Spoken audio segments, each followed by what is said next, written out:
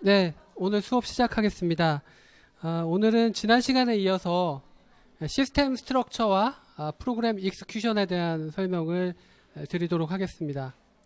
여기 보시는 게 이제 컴퓨터 시스템의 일반적인 구조죠. 그래서 이 좌측에 보시는 게 이제 우리가 일반적으로 이야기하는 컴퓨터, CPU와 메모리로 구성되는 컴퓨터인데, 다른 말로는 이제 이 컴퓨터를 호스트라고도 부릅니다. 그래서 이 호스트 컴퓨터가 있고, 우측에 있는 것들이 이제 I/O 디바이스들이죠. 이 호스트 컴퓨터에 붙어서 어떤 데이터를 컴퓨터 안에 집어넣는 인풋이나 또는 호스트에서 처리된 결과를 이렇게 내보내는 아웃풋을 하는 그런 디바이스들이 되겠습니다. 그리고 이러한 디바이스들을 전담하기 위한 디바이스 컨트롤러들이 쭉 붙어 있고, 이 디바이스 컨트롤러들은 이러한 I/O 디바이스와 I/O 디바이스를 통해서 어떤 데이터를 뭐 읽거나 쓰거나 하면서 그 작업 공간인 로컬 버퍼에다가 데이터를 저장하게 되죠. 그리고 이제 CPU한테 뭔가를 알려주고 싶을 때는 이 컨트롤러가 인터럽트라는 걸 걸어서 이제 내가 너한테 뭔가 전달할 일이 있다라는 거를 알려주게 되고, 그리고 CPU는 매 순간 메모리 어딘가에 올라와 있는 기계어를 처리하죠. 우리말로 이제 기계어, 이제 인스트럭션이죠. CPU 인스트럭션이라는 게 있는데, 뭐 0과 1의 조합으로 된, 보통은 이제 한 4바이트 정도가 되죠. 그거는 이제 그 인스트럭션 셋에 따라서 정의된 기계어 집합에 따라서 어떠한 기계어들이 있는지는 다릅니다. 그렇지만 하여튼 CPU에서 4바이트짜리, 뭐 예를 들자면 4바이트짜리 0과 1의 조합이 이제 어떻게 돼 있으면 그거는 뭘 하라는 거다라는 이제 기계어들이 쭉 정의가 돼 있고, 그래서 CPU는 매 순간 메모리에 어떤 위치에 있는 그 기계어를 하나씩 읽어와서 실행을 하게 됩니다. 그럼 메모리 어디 있는 기계어를 읽어오느냐? CPU 안에 있는 이 레지스터 중에서 메모리 주소를 가리키고 있는 레지스터가 하나 있어요. 우리가 프로그램 카운터 레지스터라는 건데, 그것이 가리키고 있는 메모리 위치에서 인스트럭션을 하나 읽어와서 CPU가 그 인스트럭션을 실행하고, 그 다음에 이 메모리를 가리키고 있던 이 프로그램 카운터라는 레지스터는 다음 주소를 가리키게 돼요. 그러니까 아까 인스트럭션 하나가 보통 4바이트라고 말씀을 드렸기 때문에 CPU에서 그런 인스트럭션을 하나 실행하게 되면 다음 인스트럭션 주소인, 즉 메모리 다음 인스트럭션 실행할 위치인 이 프로그램 카운터가 4가 증가를 합니다. 그래서 특별한 일이 없으면 CPU는 항상 메모리의 다음에 있는 인스트럭션, 그 다음에 있는 인스트럭션을 순차적으로 실행을 하게 됩니다. 이제 그런데 프로그램이 항상 순차적으로만 실행을 되는 건 아니죠. 어떤 함수 호출이나 또는 뭐 어떤 제어 구조에서 if문 같은 거를 만족 안 할 때는 뭔가 다른 메모리 주소로 점프해서 인스트럭션을 실행을 해야 되죠. 그래서 보통 이 기계어 집합 중에서는 그런 점프를 하는 인스트럭션이 있어요. 그래서 메모리에 항상 그 다음 위치에 있는 인스트럭션을 순차적으로 실행을 하는 게 아니고, 그러한 그 점프하는 인스트럭션을 만나면 메모리 위치를 이제 점프해서 좀 더 멀리 있는 인스트럭션을 실행할 수도 있고, 뭐 이런 식으로 정의가 되어 있습니다. 그래서 CPU는 아주 빠른 일꾼이라고 생각하시면 됩니다. 얘가 뭐를 지 마음대로 할 수 있는 것이 아니라 이 프로그램 카운터라는 CPU 안에 있는 레지스터가 가리키고 있는 메모리에서 인스트럭션을 읽어서 실행하는, 얘 운명은 이제 늘 그것만 하는 겁니다. 처음에 컴퓨터가 켜져서부터 꺼질 때까지 CPU는 항상 프로그램 카운터라는 레지스터가 가리키는 메모리 주소에서 인스트럭션을 하나 읽어서 실행하는 요 일만 하게 됩니다. 그런데 그 인스트럭션을 하나 실행하고 나서 다음 인스트럭션을 실행하기 전에 하는 일이 있다고 그랬죠. 그게 뭐냐 하면 인터럽트가 들어온 게 있는지를 체크하는 일입니다. 그래서 만약 인터럽트가 들어왔다면, 그러면 지금 프로그램 카운터가 가리키고 있는 그 메모리 주소에서 인스트럭션을 읽어와서 실행하는 게 아니라 지금 하던 작업을 잠시 멈추게 되고, 인터럽트가 들어오면 이 CPU를 누가 쓰고 있었든 상관없이 그 CPU 제어권이 운영체제한테 넘어가게 됩니다. 그러면 운영체제는 인터럽트마다 왜 인터럽트가 걸렸는지 그 인터럽트 상황에 맞게 처리해야 될 일들이 운영체제 안에 커널 함수로 정의가 되어 있습니다. 그래서 인터럽트 라인별로 전 시간에 인터럽트 벡터라는 게 있다고 설명을 드렸죠. 벡터라는 건 우리가 각 인터럽트 종류별로 이제 몇 번 라인에 인터럽트가 들어왔는지를 나타내는 그 엔트리가 하나 있고, 그 다음에 그 인터럽트가 들어왔을 때 그 운영체제에 있는 그 메모리 어디에 있는 인스트럭션들을 실행해야 되는가, 그 처리해야 될 주소를 가지고 있는데, 그러니까 인터럽트 번호하고 주소의 쌍을 가지고 있는 게 인터럽트 벡터고요. 그래서 예를 들어서 하드디스크 컨트롤러가 인터럽트를 걸었다. 그러면 인터럽트 라인에 뭐 예를 들자면 3번 라인이 세팅이 됐다. 그러면 인터럽트 벡터에 가면 이제 3번에 해당하는 그 주소가 있습니다. 그 주소가 말하자면은 뭐 함수의 위치를 알리고 있는 거죠. 그래서 해당하는 그 함수에 가면은 그러한 디스크 컨트롤러가 발생시킨 인터럽트에 대해서 CPU에서 실행해야 될 그 함수, 커널 함수가 정의되어 있죠. 그게 이제 인터럽트 처리 루틴입니다. 즉 실제 해야 될 일이 바로 인터럽트 핸들러 또는 인터럽트 처리 루틴이고, 이제 그 인터럽트 종류별로 그 함수로 점프하게끔 해주는 그런 그 주소를 가지고 있는 것이 이제 인터럽트 벡터가 되겠습니다. 그래서 그 CPU는 매번 프로그램 카운터가 가리키고 있는 곳을 실행하게 되는데, 인터럽트가 들어오면 CPU 제어권이 운영체제한테 자동으로 넘어간다라고 설명을 드린 게 하나 있었고요. 그 다음에 이제 CPU 안에 모드 bit이라는 게 있어서 이 모드 bit이 0이냐 1이냐에 따라서, 모드 bit이 0이면 이 CPU가 수행할 수 있는 모든 그 기계어 집합을 다 실행할 수가 있고요. 모드 bit이 1일 때는 어떤 한정된 기계어들만, 한정된 인스트럭션들만 실행할 수 있게 되어 있습니다. 그래서 운영체제가 CPU를 가지고 있을 때는 모드 bit이 0이라서 모든 인스트럭션을 다 실행할 수가 있고요. 그 중에는 뭐 다른 사용자 프로그램의 뭐 메모리 영역을 본다거나 또는 이 I/O 작업을, I/O 디바이스를 접근한다거나 이런 것들을 이제 운영체제만 할 수 있는, 즉 모드 bit이 0일 때만 할 수 있는 그런 특별한 인스트럭션들로 정의가 되어 있고, 모드 bit이 1일 때는 사용자 프로그램이 CPU를 가지고 있을 때입니다. 그럴 때는 어떤 그러니까 한정된 인스트럭션만 실행하게 되는데 뭔가 실행을 못한다는 거죠. 뭘 못하느냐 하면 사용자 프로그램을 100% 믿을 수가 없잖아요. 예를 들면 남의 프로그램의 메모리 주소를 보려고 할 수도 있고, 운영체제 커널의 메모리 주소에 가서 뭐 이상한 거를 써놓든지 시스템을 망가뜨리려고 할 수가 있겠죠. 이제 그런 거를 막고 사용자 프로그램이 CPU를 가지고 있을 때는 자기 메모리 주소 영역만 보고 일을 해야 될 겁니다. 그걸 위해서 이제 모든 기계어를 다 실행하지는 못하도록 막아놓고 있는 겁니다. 그 다음에 또 한 가지, 이 I/O 디바이스를 접근하는 모든 인스트럭션은 모드 bit이 0일 때만 실행할 수 있게, 즉 운영체제만 실행할 수 있게 그렇게 막아놨습니다. 그래서 이제 사용자 프로그램이 CPU를 가지고 인스트럭션을 실행하다가 I/O 작업을 해야겠다. 그러면 본인이 직접 못하죠. 그러니까 운영체제한테 요청을 해야 됩니다. 그런데 운영체제한테 요청을 하려면 이제 프로그램 카운터 레지스터가 여기서 이제 운영체제의 주소 영역으로 점프를 해야 되는데, 그쪽으로 점프하는 거는 모드 bit이 1일 때 못하기 때문에, 그래서 사용자 프로그램이 운영체제한테 뭔가 서비스를 요청할 때는 시스템 콜이라는 거를 한다고 말씀을 드렸죠. 이거는 운영체제에 있는 함수를 사용자 프로그램이 요청하는 겁니다. 그럼 시스템 콜을 어떻게 하느냐? 지금 설명드린 대로 바로 점프하는 거는 불가능하기 때문에, 그래서 이 사용자 프로그램 운영체제 함수를 호출할 때는 의도적으로 인터럽트 라인을 세팅을 합니다. 그러면 CPU는 인터럽트 라인이 세팅됐기 때문에 하던 일을 멈추고 이 CPU의 제어권이 사용자 프로그램으로부터 운영체제한테 넘어가게 되죠. 그런 식으로 이제 I/O를 대신해달라, 또는 운영체제한테 어떤 서비스를 대신해달라고 요청을 하게 된다는 것이죠.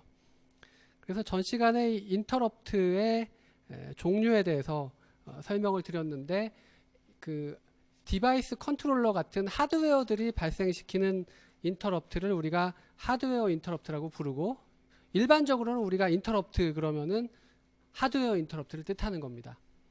그런데 방금 전에 그 말씀드린 대로 프로그램이 직접 필요에 따라서 인터럽트 라인을 세팅을 해서 그 운영체제를 부를 수가 있었죠.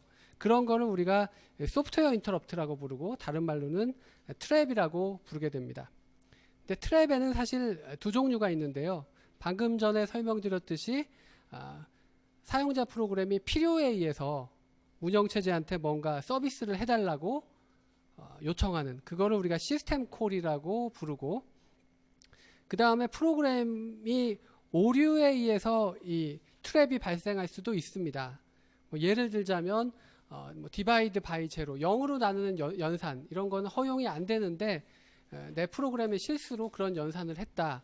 그러면 이제 프로그램이 실행이 되다가 그런 이상한 짓을 하게 되면 자동적으로, 그러니까 A라는 프로그램이 CPU에서 뭔가 인스트럭션을 실행하고 있었어요. 그런데 뭔가 이상한 일을 한 겁니다. 예를 들자면 운영체제의 메모리를 접근하려는 시도를 했다거나, 또는 방금 전에 말씀드린 0으로 나누는 연산을 하려고 했다거나, 이제 그런 일을 하게 되면 이 인스트럭션 셋에서 그런 일은 못하게 막아놨다는 거죠. 그래서 모드 bit이 1인데도 불구하고 그런 이상한 일을 하려고 했기 때문에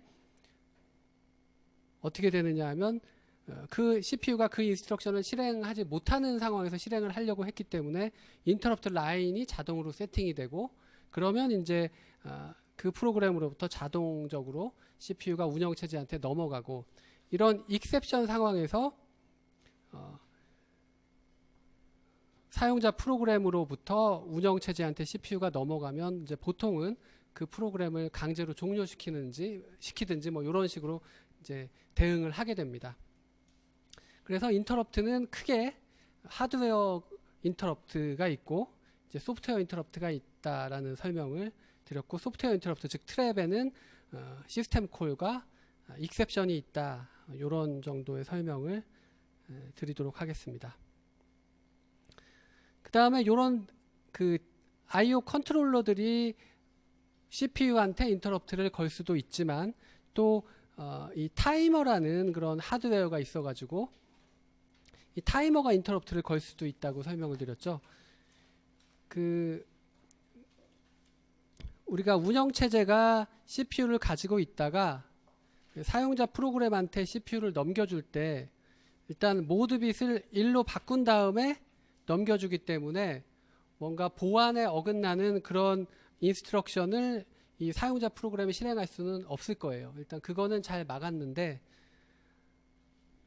그런데 사용자 프로그램이 CPU를 얻어가지고 안 놓고 계속 CPU를 쓸 수가 있겠죠. 뭐 무한 루프를 돌면서 쓸데없이 계속 CPU를 쓰고 이러면 이 CPU를 뺏어올 방법이 없는 겁니다. 그래서 이 타이머라는 하드웨어를 둬가지고 운영체제가 사용자 프로그램한테 CPU를 넘겨줄 때는 어떤 타이머에다 시간 세팅을 한 다음에 넘겨주게 되고, 그러면 그 할당된 시간이 끝나면 그러면 타이머가 CPU한테 인터럽트를 걸어주고, 그러면 이제 그 사용자 프로그램으로부터 CPU를 뺏어서 운영체제가 CPU를 얻을 수가 있게 되는 거죠.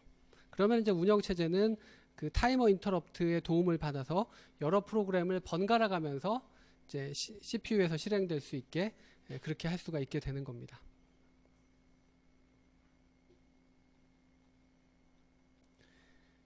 예, 이렇게 해서 이제 지난 시간에 설명드린 것들에 대한 거를 요약을 해드렸습니다.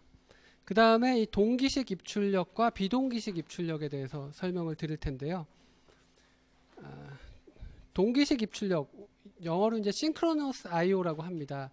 그 여러분들이 synchronous라는 용어가 사실은 한국말로 하나의 단어로 번역이 안 돼요. 여기서는 뭐 동기식이라는 말로 번역을 했지만 어렸을 때부터 여러분들이 동기식이라는 말을 쓰면서 살지 않았잖아요. 그러니까 영어에는 싱크로너스 그러면 뭔지 사람들이 딱 감이 오는데, 우리나라 사람은 동기식 이러면 감이 안 오기 때문에, 그래서 사실 이거를 설명드리는 데는 조금 어려움은 있습니다. 그런데 뭐 싱크로너스 또 싱크로나이제이션 이런 말을 뭐 일상적으로 좀 쓰긴 하죠. 어떤 데서 쓰느냐 하면은 이제 립싱크, 이제 가수가 직접 라이브로 노래를 하지 않고 이제 그 녹음된 걸 틀어놓고 입만 뻥긋뻥긋하면 소리하고 입하고 맞아야 되죠. 그런 게 이제 싱크입니다. 그러니까 이 싱크로나이제이션, 싱크로너스, 싱크라는 거는 그 서로 맞추는 거를 보통 싱크라고 불러요. 그러니까 시간적으로 맞추는 거. 그 싱크로나이즈드 스위밍 이러면은 왜 여러 선수가 나와서 동작을 맞추잖아요. 시간적으로 맞추는 거죠. 또 그 뭐 좀 적당한 표현은 아닌데 갑자기 떠올라서 말씀을 드리는데 은행을 털러 가는데 세 명이 같이 가요. 그러면은 몇 초 있다가 그 경찰이 오고 이런 게 딱 있기 때문에 미리 시간을 딱 맞추죠. 몇 초 뒤에는 넌 뭘 해야 되고 몇 초 뒤에는 뭐 못 털었어도 나와야지 이제 안 잡히고 도망을 갈 수 있고 이런 거를 시간을 미리 맞춰서 조율을 해놓죠. 그런 게 이제 싱크라는 겁니다. 싱크로너스. 그래서 여기서 IO에서의 싱크로나이제이션이라고 하면은 IO 장치까지 직접 가서 결과를 보고 오는 거를 보통 이제 싱크로너스 동기식 입출력이다 이제 이렇게 부를 수가 있어요. 이 IO 장치를 혼자만 접근하는 게 아니라 여럿이 동시에 접근할 수 있는데 A는 이 IO 장치에다 갖다 쓰고 B는 여기서 뭐 읽어오고 이런데 중간에 이제 직접 가지 않고 직접 확인하지 않고 그냥 바로 다음 일을 처리하면은 그거는 싱크로너스하지 않은 에이싱크로너스 하다고 부르고 싱크로너스라는 거는 IO 장치까지 가서 뭐가 적혀 있는지를 직접 확인하고 읽어와서 그걸 보고 작업을 했다 그러면은 싱크로너스 리드고 또 내가 IO 장치에다 뭔가 데이터를 써야 되는데 그냥 쓰라고 하고 그냥 다음 일을 할 수도 있지만 쓰라고 한 다음에 정말 써진 거를 눈으로 확인하고 나서 그 다음 일을 실행한다. 그러면 그거는 싱크로너스 라이트가 되는 겁니다. 거기다가 쓰고 이제 확인을 했다는 거는 누군가와 그 IO 장치에 대해서 뭔가 서로 같은 거를 보고 있다는 거를 이제 보장할 수 있는 거기 때문에 이제 그런 용어를 쓰는 겁니다. 그런데 이 우리 전공에서도 싱크로너스라는 말이 그때그때 조금씩 다르게 쓰입니다. 그래서 저도 여기서 나오는 싱크로너스하고 뒤에 또 프로세스 싱크로나이제이션하고 의미가 조금씩은 다르기 때문에 뭐 정확하게 설명드리기는 어렵지만 이제 이 입출력에서의 싱크로너스, 에이싱크로너스는 이제 여기 정의되어 있는 요걸로 이해를 하시면 이제 일반적으로는 이제 맞는 얘기가 되겠는데요. 뭐냐 하면은 싱크로너스 IO라는 거는 IO를 요청한 다음에 그 IO 장치로부터 작업이 끝난 다음에야 이제 그 사용자 프로그램이 다음 일을 할 수 있는 그런 걸 말하고 에이싱크로너스 IO는 IO 하라고 던져놓고 그냥 바로 CPU 얻어와서 뭔가 다른 일을 하는 겁니다. 요 다음 페이지에 그림을 보시면 뭐 조금 이해하시는데 도움이 될 수가 있겠는데요. 여기 보시면 싱크로너스 IO는 여기가 이제 유저 영역이고 여기가 커널 영역입니다. IO는 커널을 통해서만 할 수 있다고 말씀을 드렸죠. 그래서 사용자 프로그램이 IO 요청을 운영체제 커널한테 하게 되면 그 IO 장치에 맞는 디바이스 드라이버를 거치고 실제 하드웨어를 통해서 IO를 읽거나 쓰는 작업을 하겠죠.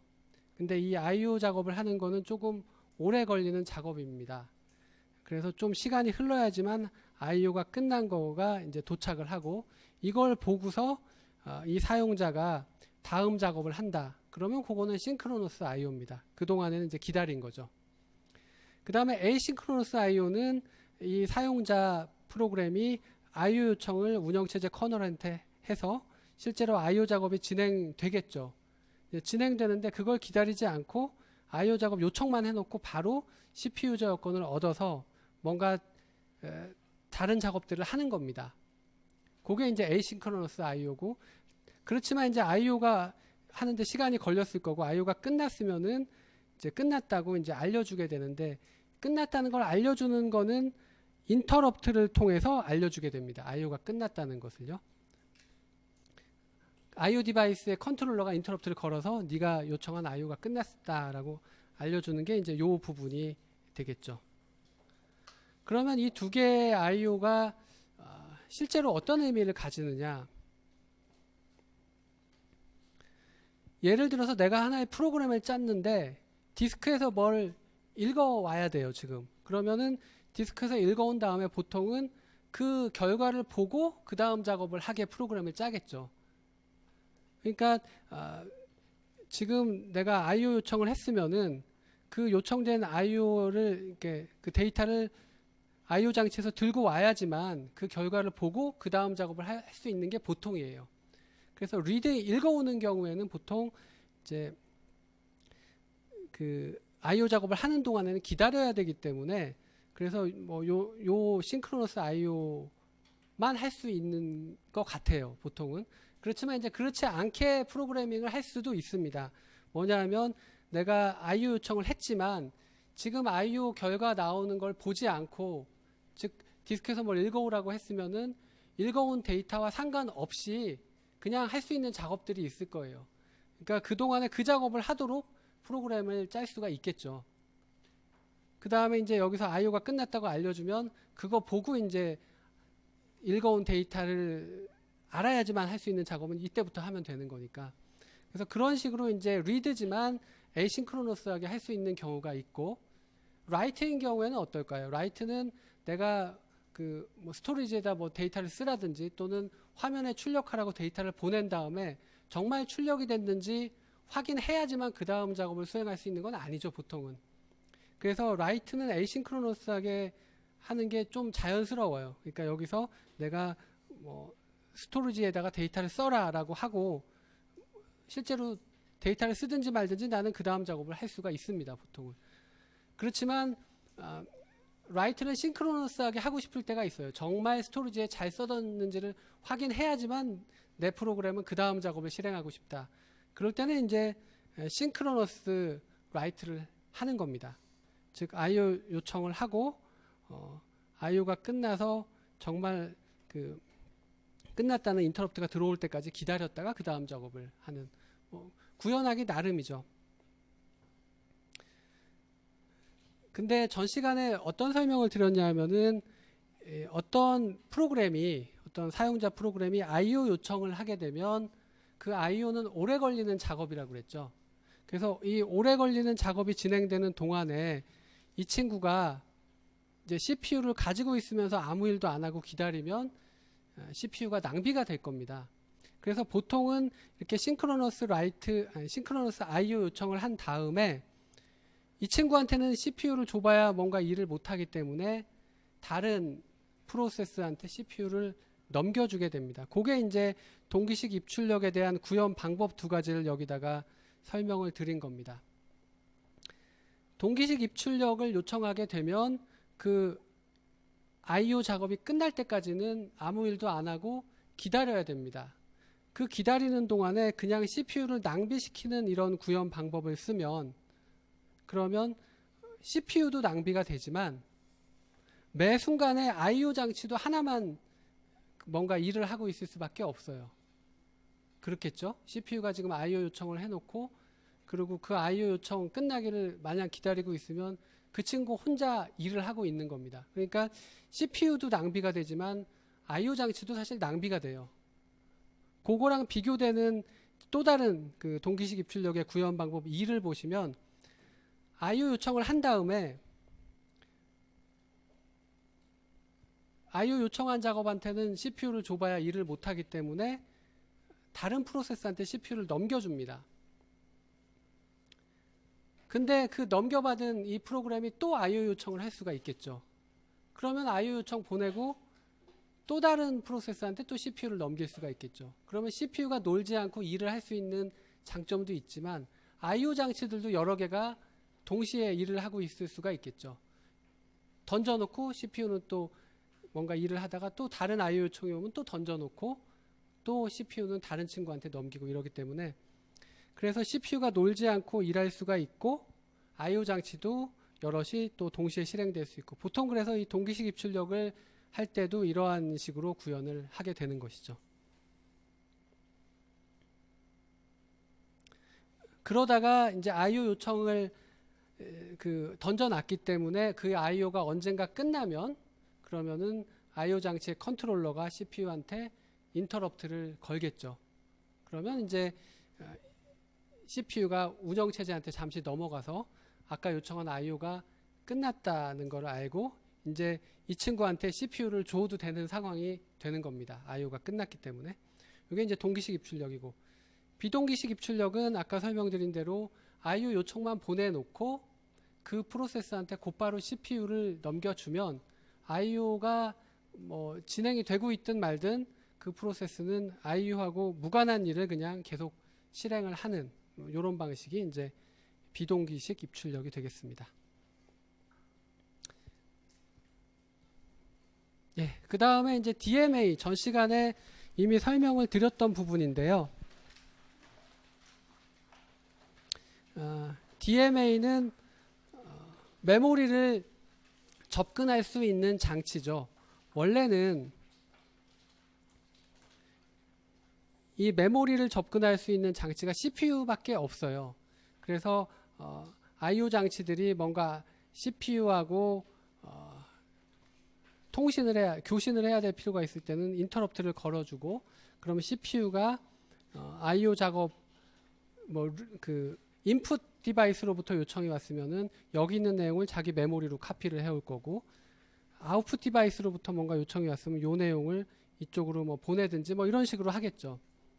그런데 이 IO 장치들은 워낙 다양하고, 예를 들면 키보드 같은 경우는 키보드 하나 두드리면은 뭐 1바이트 또는 2바이트에 대한 IO가 들어왔는데도 IO 컨트롤러가 인터럽트를 걸죠. 그러면은 1바이트를 CPU가 여기서 요로 카피를 해오고, 그 다음에 또 조금 있다가 키보드 하나 두드리면 이 컨트롤러가 또 인터럽트를 걸어서 또 키보드 입력 하나 들어온 거 여기다 카피해오고, 이렇게 하면 CPU가 인터럽트를 너무 많이 당한다는 겁니다. 인터럽트를 당하면 이제 사용자 프로그램이 실행되다가 그 하던 일을 멈추고 CPU 제어권이 OS로 넘어가고, 이런 게 사실은 상당한 오버헤드가 뒤따르거든요. 근데 이러한 작은 일 하나하나마다 인터럽트가 걸리면 CPU가 효율적으로 동작을 못합니다. 그래서 DMA라는 장치를 하나 더 붙여놓고, 이 메모리를 접근할 수 있는 거는 CPU만 접근할 수 있는 게 아니라 이름이 암시하듯이 DMA도 메모리를 직접 접근을 할 수 있게 만들어 놓습니다. 그리고 이 작은 일들은 한 1바이트 읽어왔다고 CPU한테 인터럽트 걸고 이러는 게 아니라, 이 버퍼에 어떤 특정 크기, 보통 이제 블럭이나 페이지라고 부르는데, 그 정도의 데이터가 쌓이면 이제 그거가 이제 끝났다고 CPU한테 한 번 인터럽트를 걸어서 알려주게 되는데, 그 작업이 어떻게 진행이 되느냐 하면, 이 DMA가 여기 있는 내용을 메모리로 카피를 하고 뭐 이런 식으로 진행을 하면서 어느 정도 블럭에 해당하는 데이터에 대한 IO가 끝났으면은 인터럽트를 한 번 걸어서 이미 아까 요청한 작업이 메모리까지 올라왔습니다라고 CPU한테 알려준다는 거죠. 그렇게 하면 CPU가 인터럽트를 당하는 빈도가 조금 적어지고, 그러면 더 CPU가 효율적으로 일을 할 수가 있게 되는 겁니다. 그게 이제 DMA라는 거죠.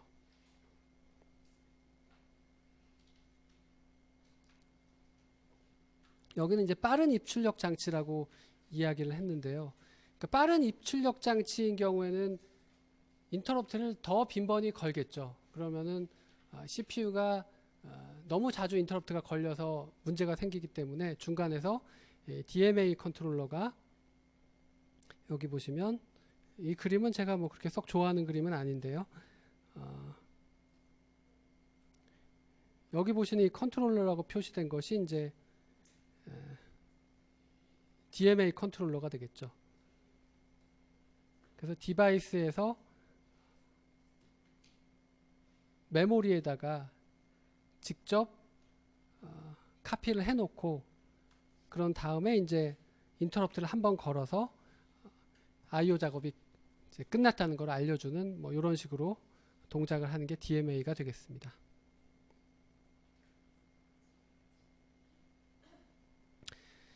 그 다음에 이제 I/O를 할 수 있는 방법이 이제 서로 다른 두 가지가 있습니다. 그게 뭐냐 하면은 좌측에 있는 그림이 일반적인 I/O 방식입니다. 우리가 CPU에서 실행할 수 있는 기계어 인스트럭션에는 메모리만 접근하는 인스트럭션이 있고 I/O 장치를 접근해야 되는 인스트럭션이 있어요. 그래서 CPU에 있는 인스트럭션 중에서 메모리를 접근하는 이런 인스트럭션이 이제 하나가 있고, 로드 스토어, 보통 이제 이런 인스트럭션을 메모리 접근하는 인스트럭션이라고 그렇게 부르는데요. 요게 하나가 있고, 각 I/O 디바이스별로 그 I/O 디바이스를 접근하려면 이제 로드 스토어 같은 메모리 접근하는 인스트럭션과 별개의 인스트럭션이 정의가 돼 있어서 그런 인스트럭션으로 I/O 장치를 접근하게 되는 게 일반적입니다. 메모리 주소가 있듯이 I/O 디바이스도 이렇게 주소가 있어서 특정 주소에 대해서 I/O 접근하는 그런 인스트럭션을 실행하면 뭐 그 디바이스를 접근하는 게 되겠죠. 그래서 요게 일반적인데, I/O 디바이스들에다가 메모리 주소를 매겨서 메모리 접근하는 인스트럭션을 통해서 I/O를 할 수도 있어요. 그걸 우리가 메모리 맵드 I/O라고 부릅니다. 다시 설명드리면, 이 좌측에 있는 그림은 메모리 접근하는 인스트럭션 따로 있고, I/O를 하려면은 그 I/O를 하는 스페셜 인스트럭션에 의해서 I/O를 하게 만들어 놓은 것이 이제 좌측에 있는 그림이고, 우측에 있는 그림은 그 I/O 장치도 메모리 주소에 그 연장 주소를 붙인 다음에 이제 만약에 여기가 이제 100번지라고 할 때 100번지에 대한 메모리 접근을 하면 그건 메모리 접근이고, 여기가 뭐 1000번지라고 하면 1000번지에 대해서 메모리 접근하는 그런 인스트럭션을 실행하면 그거는 사실은 메모리 접근이 아니라 I/O를 하는, 이런 식으로 정의되어 있는 게 바로 우측에 있는 그 I/O 방식이라는 거죠. 그래서 우측에 있는 걸 우리가 보통 메모리 맵드 I/O라고 부르게 되고요. 좌측에 있는 거는 그렇지 않은 일반적인 I/O가 되겠습니다.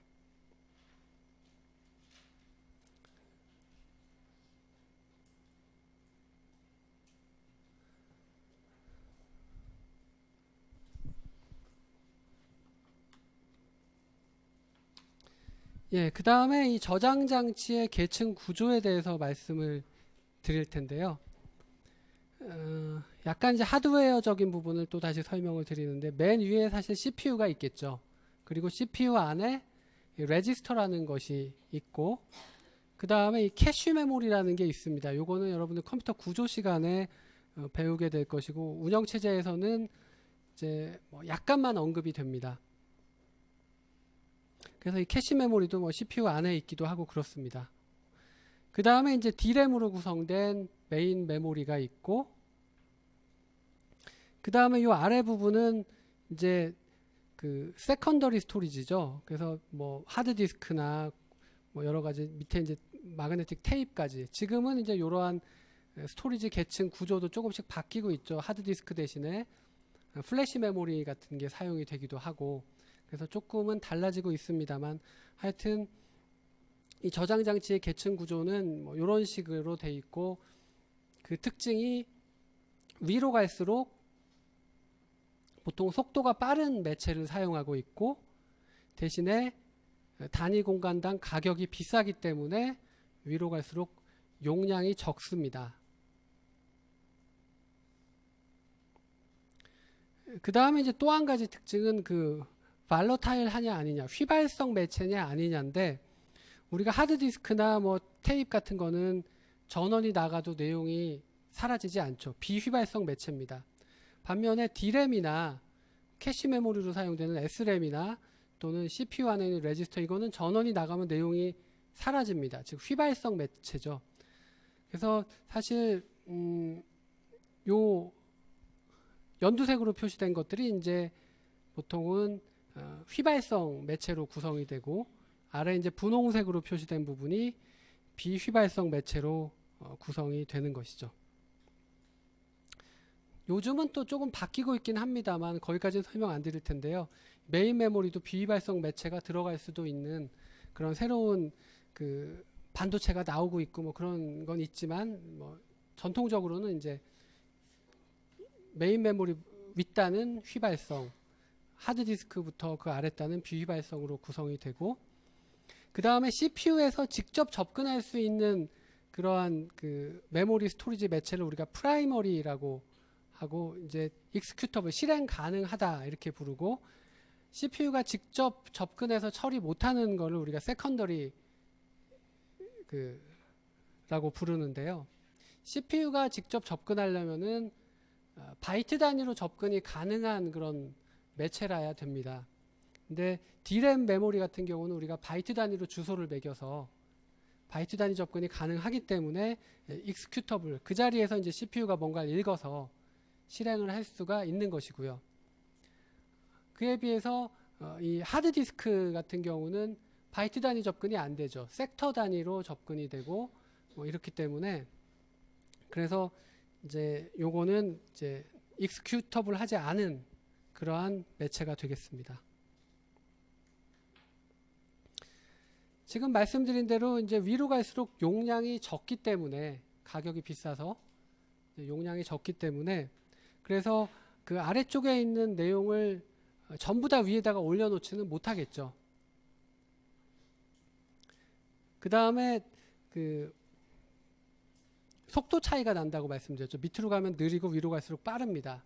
그래서 CPU가 뭔가 인스트럭션을 처리하는 데 있어서 CPU는 뭐 빠르게는 원 클락당 인스트럭션을 하나씩 처리하게 되는데, D램 메모리 접근하려면 뭐 적게는 10에서 많게는 100 클락 사이클까지 걸리니까 오래 걸리죠. 그러한 속도 차이를 완충하기 위해서 중간에 캐시 메모리라는 걸 두고 또 레지스터로 읽어드리고 이런 작업을 하는 거죠. 근데 캐시 메모리는 이 메인 메모리보다 용량이 작죠. 그래서 모든 걸 다 담아 놓지는 못합니다.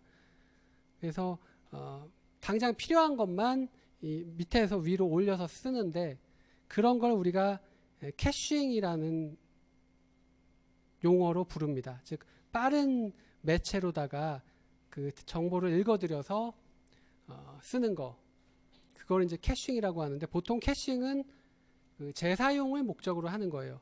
처음 요청됐을 때는 어쩔 수 없이 밑에서 위로 읽어 가야겠죠. 그 시간은 걸리는데, 일단 한번 위로 읽어 드려 놓으면 같은 거를 두 번째 요청할 때는 밑에까지 가지 않고 이미 위에 읽어온 데이터가 있으면 위에서 바로 읽어 갈 수가 있을 겁니다. 그게 이제 캐싱이라는 이러한 기법의 효과가 되겠습니다. 근데 이 용량이 위로 갈수록 작아지기 때문에 밑에서 이제 모든 걸 다 읽어드리지는 못하고, 기존에 있던 것 중에 이제 새로운 게 들어오면 기존에 있던 거를 막 쫓아내야겠죠. 위에서. 그럼 어떤 거를 쫓아낼 것인가? 이제 이런 거가 이제 캐싱과 관련된 주요한 이슈입니다. 뭐 이런 거는 뒤에 메모리 관리나 이쪽에 가면은 조금 더 자세히 설명을 드리게 될 겁니다.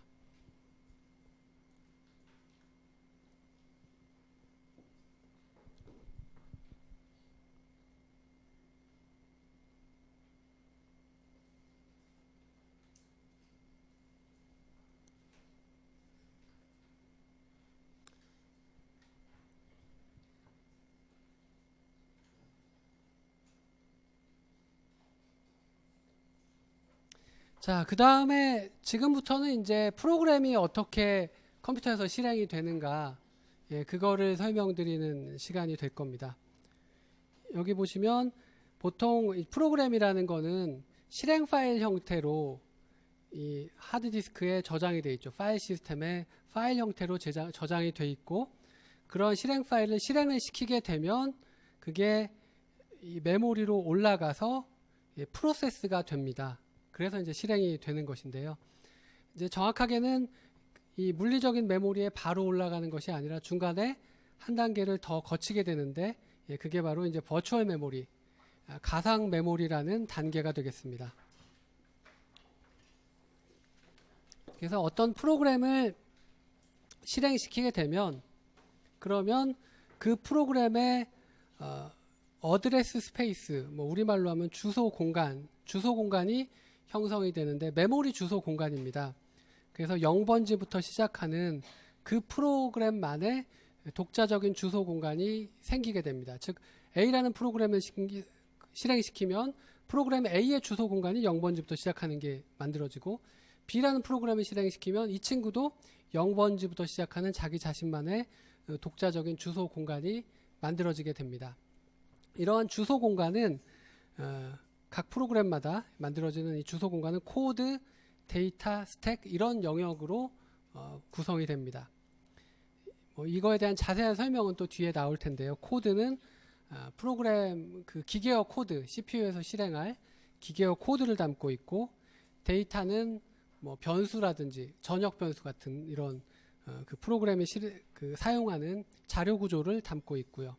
스택은 이제 이 코드가 이제 함수 구조로 되어 있기 때문에 함수를 호출하거나 리턴할 때 어떤 데이터를 쌓았다가 또 꺼내가고 이런 용도로 사용하는 게 스택 영역이라는 것이죠.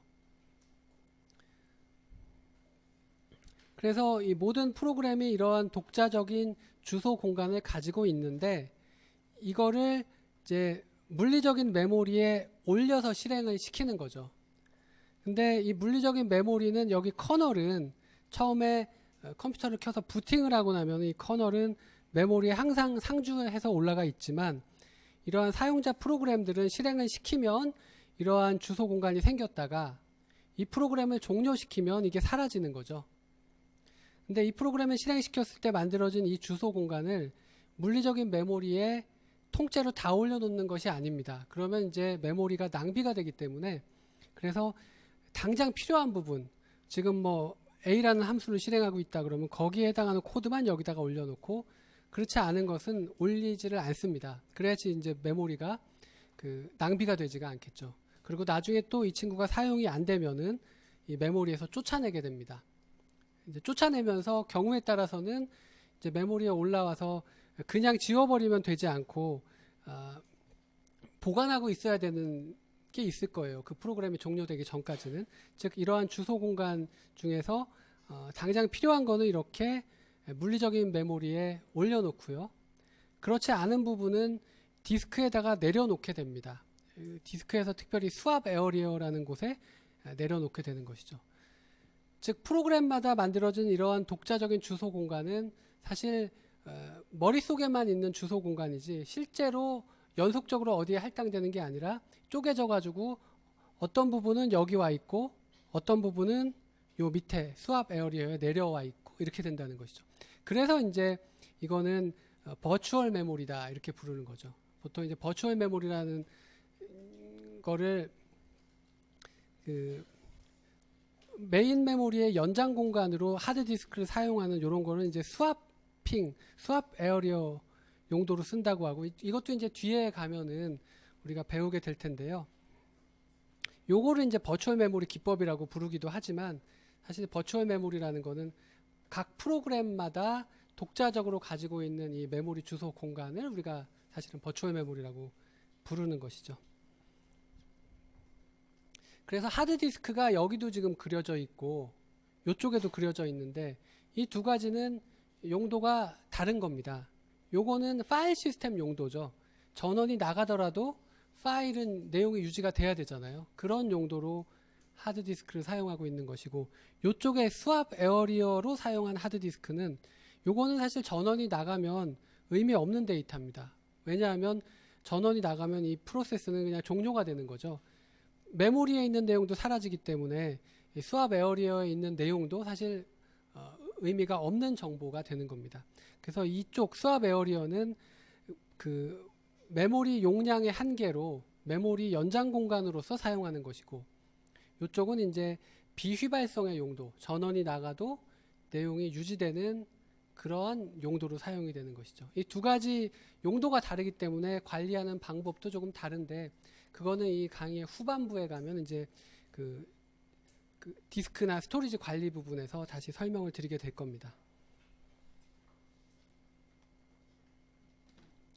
그 다음에 이렇게 각 프로그램마다 0번지부터 시작하는 주소 공간이 있는데, 이 물리적인 메모리도 사실 0번지부터 시작하는 이 주소예요. 제일 아래쪽이 0번지고 쭉 올라갈수록 주소가 증가하는데, 그러면 여기서 예를 들면 뭐 1000번지인데 물리적인 메모리에서는 뭐 3000번지에 올라가고 이런 식으로 주소가 바뀌어야 되죠. 그거를 이제 주소 변환이라고 하는데, 그래서 이 메모리 주소 변환을 해주는 그 계층이 있습니다. 주소 변환 계층. 근데 그거는 운영체제가 할 수 있는 건 아니고요. 하드웨어의 지원을 받아서 주소 변환해주는 하드웨어 장치가 있어요. 그거는 이제 이 수업의 또 중간고사 이후에 메모리 관리 부분에 나오면 이 버추얼 메모리 또는 그 로지컬 메모리, 이 논리적인 메모리 주소가 어떻게 물리적인 메모리 주소로 바뀌는지 그거는 또 설명드릴 기회가 있을 겁니다. 그래서 여기 이제 운영체제 커널도 사실은 하나의 프로그램이기 때문에 코드 데이터 스택 이런 식의 주소 공간으로 구성이 돼 있고요. 여기 보시면 이 앞에 그림을 이제 옆으로 그려놓은 거죠. 코드 데이터 스택인데 요거는 운영체제 커널의 주소 공간에 있는 내용입니다. 보시면 운영체제 커널에는 어떤 코드들이 있느냐, 운영체제가 무슨 일을 해야 될까요? 첫 시간에 설명을 드렸었죠. 자원을 효율적으로 관리하는 일을 하기 때문에 그거하고 관련된 코드가 운영체제에 있을 것이고, 또 사용자한테 편리한 인터페이스를 제공하는 게 또 운영체제의 역할이죠. 관련된 코드들이 들어있겠죠. 또 다르게 설명드리면 운영체제라는 거는 언제 CPU를 얻게 되느냐 하면 인터럽트가 들어오면 CPU를 얻게 됩니다. 그러면 각각의 인터럽트마다 무슨 일을 처리해야 되는지, 그게 이제 운영체제 커널의 커널 코드의 함수 형태로 구현이 돼 있을 겁니다. 소프트웨어 인터럽트인 시스템 콜이나 또는 그 하드웨어가 발생시키는 이런 인터럽트들에 대해서 무슨 일을 해야 될지, 그런 게 이제 커널의 코드 부분에 들어있게 되고요. 그 다음에 이 커널의 데이터 영역에는 그 운영체제가 사용하는 여러 자료 구조들이 정의가 돼 있겠죠. 운영체제는 CPU나 메모리나 디스크 같은 이런 하드웨어들을 직접 관리하고 통제하죠.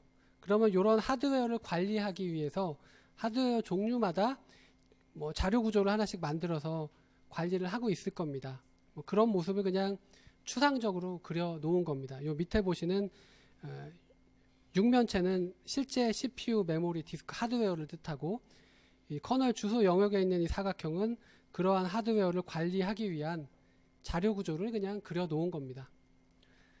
그 다음에 운영체제는 또 이 프로세스들을 관리하잖아요.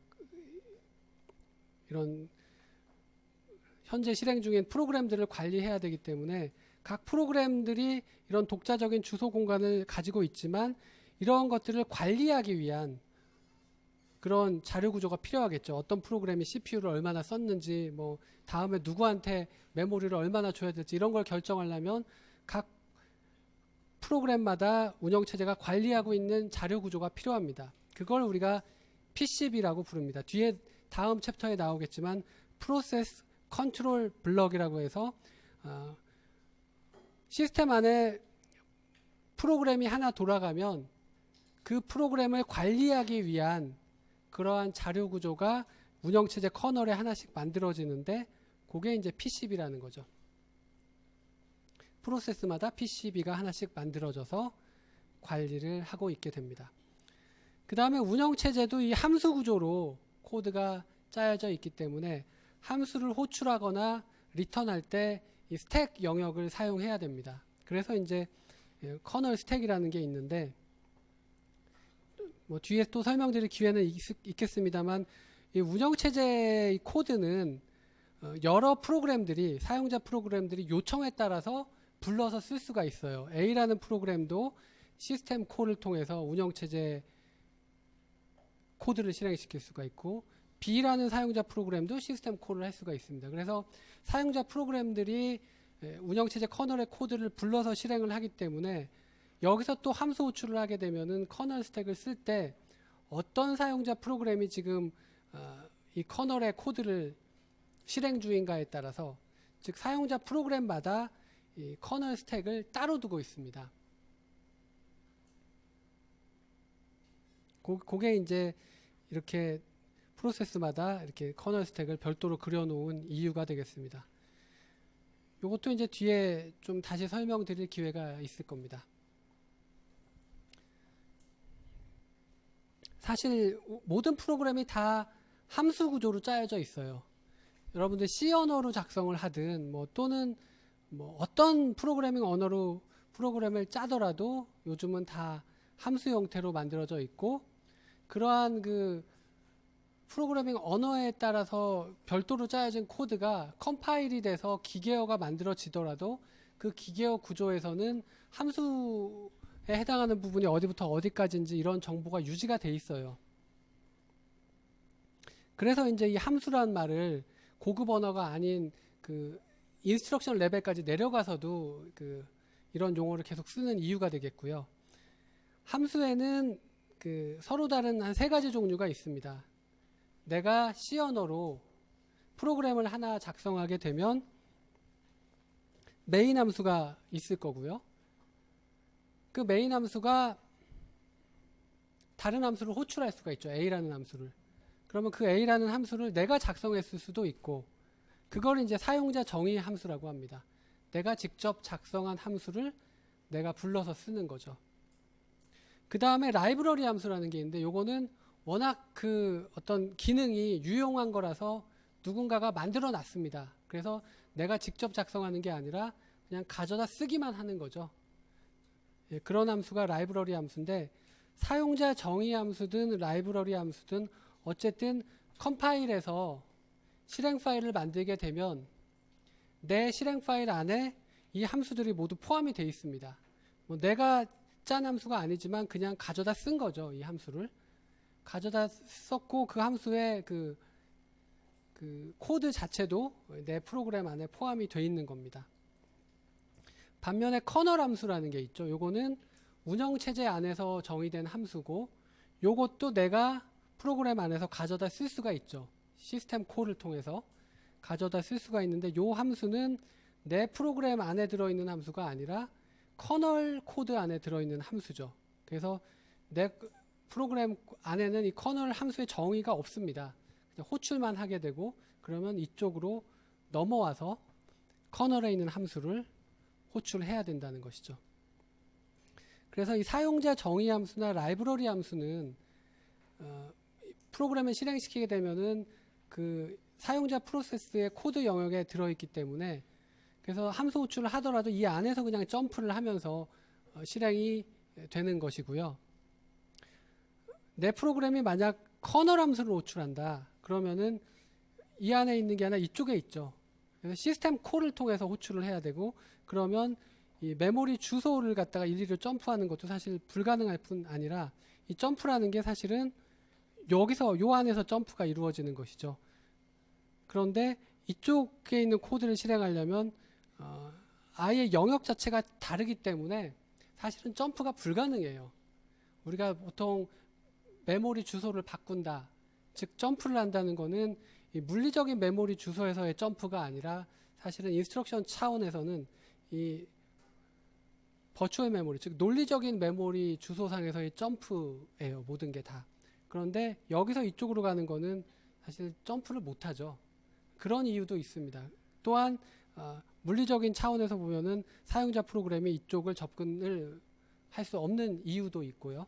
그래서 커널의 함수를 호출할 때는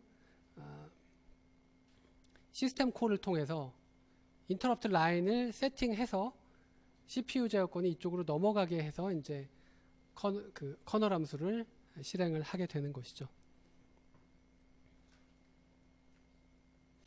예, 그래서 어떤 프로그램이 실행되는 단계를 보시면, 여기 보시면은 A라는 프로그램이 지금 시작이 돼서 종료될 때까지의 모습을 보여드리고 있는 겁니다.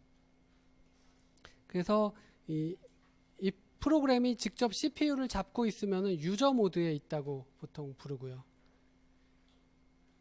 그 다음에 이 프로그램이 이 유저 모드 안에서 자기가 정의한 사용자 정의 함수를 호출해서 쓸 수도 있겠죠. 그래도 여전히 유저 모드에서 실행이 되는 거고, 그러다가 만약 시스템 콜을 하게 되면 그러면 이제는 그 프로그램의 주소 공간에 있는 코드가 아니라 운영체제 커널에 있는 커널 주소 공간에 있는 코드가 실행이 되겠죠. 그때는 이제 커널 모드에서 CPU가 동작 중인 것이죠. 그러다가 이 시스템 콜이 끝나게 되면 그러면 다시 그 A라는 프로그램한테 CPU 제어권이 넘어오고 그러면 이제 그 본인의 주소 공간에 있는 코드를 실행을 할 겁니다. 그러다 경우에 따라서는 또 라이브러리 함수 같은 걸 호출하지만 여전히 자기 주소 공간에 있는 코드를 실행하는 것이죠. 그러다가 또 시스템 콜을 하면은 CPU 제어권이 A로부터 커널로 넘어가고 커널 주소 공간에 있는 코드를 실행을 하고 이런 식으로 이제 프로그램이 진행이 되기 때문에 프로그램은 태어나서 그 죽을 때까지 유저 모드, 커널 모드, 유저 모드, 커널 모드를 반복하면서 실행을 하다가 언젠가는 이제 그 우리가 C 언어로 프로그램을 짰다면 메인 함수에서 중괄호를 닫는 지점에 다다르면 프로그램이 종료가 되는 것이죠. 여기서 이 그림은 뭔가 CPU를 얻었다가 뺏겼다가 하는 뭐 타이머 인터럽트 걸리고 또 I/O 작업하고 이런 거는 이제 배제를 시켜 놓은 그림입니다. 즉 이 친구가 A라는 프로그램이 본인이 CPU를 가지고 있는 동안만 여기 이제 그림으로 이렇게 표현을 한 거고 CPU 관점에서 보자면은 사실은 A의 주소 공간에서 A가 CPU를 실행하다가 시스템 콜을 하면 커널의 코드가 실행되다가 또 A의 주소 공간에서 CPU가 실행되다가 만약 CPU 할당 시간이 끝나면 즉 타이머 인터럽트가 걸리면 사실은 뭐 인터럽트가 들어오면 커널로 갔다가 이 프로그램이 아직 종료되지 않은 상태에서 사실은 B라는 또 다른 프로그램의 유저 모드로 들어가고 뭐 이런 모습들은 있을 거예요. 근데 그건 배제하고 프로그램의 A 관점에서만 이제 유저 모드에서 실행 중이냐 커널 모드에서 실행 중이냐 그 모습만 보여드린 그림이 되겠습니다.